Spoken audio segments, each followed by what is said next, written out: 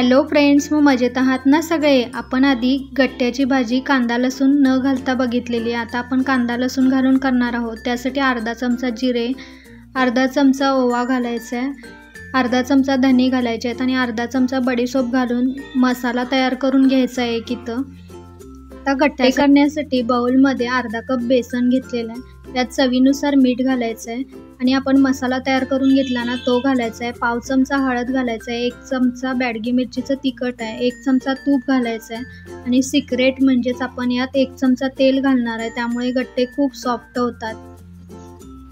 आता दही घालायचं आहे 2 चमचे, सगळं चांगलं मिक्स करून घ्यायचं आहे।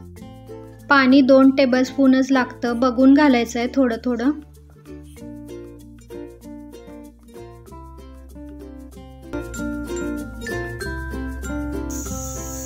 थोडा वेळ याला असंच ठेवायचं आहे, म्हणजे पाणी आत मुरतं। घट्ट मळून घेतलेलं आहे,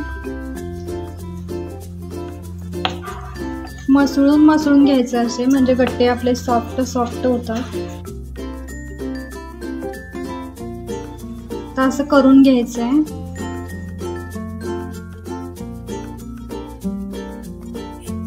पाणी खळखळ उकळल्यावरच घालायचे आहे। पाणीचं टेम्परेचर कमी व्हायला नको, नाहीतर चिकटतात। गट्टे आपले तयार झालेले आहेत, वर आलेले आहेत गट्टे थोडे आणि बबल्स पण वरपर्यंत येत आहेत। 10 ते 12 मिनिट लागलेत। गॅस बंद करून पाणी काढून घ्यायचं आहे, पण टाकायचं नाही, भाजीत वापरणार आहोत आपण। आता गट्टे बघा किती सॉफ्ट झालेले आहेत, कट करून घेतलेले आहेत। ते पण आपण तेलात तळून थोडे घेणार आहोत 2-3 मिनिटासाठी, म्हणजे भाजीची टेस्ट वाढते।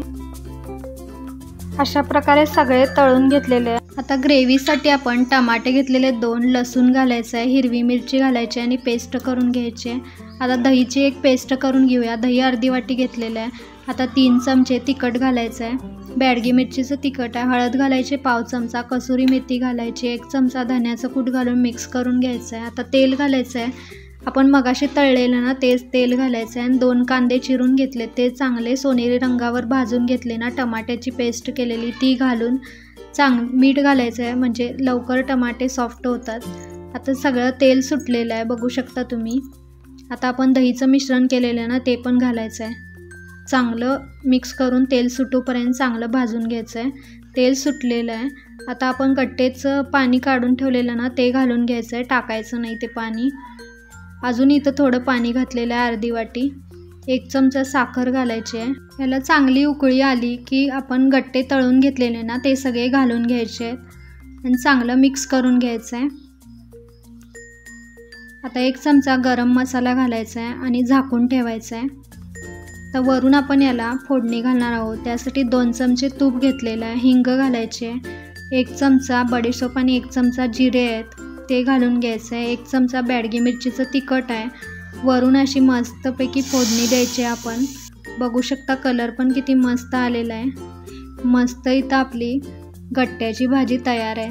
तुम्हाला जर माझी मेहनत आणि रेसिपी आवडत असतील तर लाईक, शेअर आणि सबस्क्राईब करायला विसरू नका। चला तर मग पुन्हा भेटूया अशाच नवीन रेसिपीसह। तोपर्यंत खुश राहा, मस्त राहा आणि खात राहा।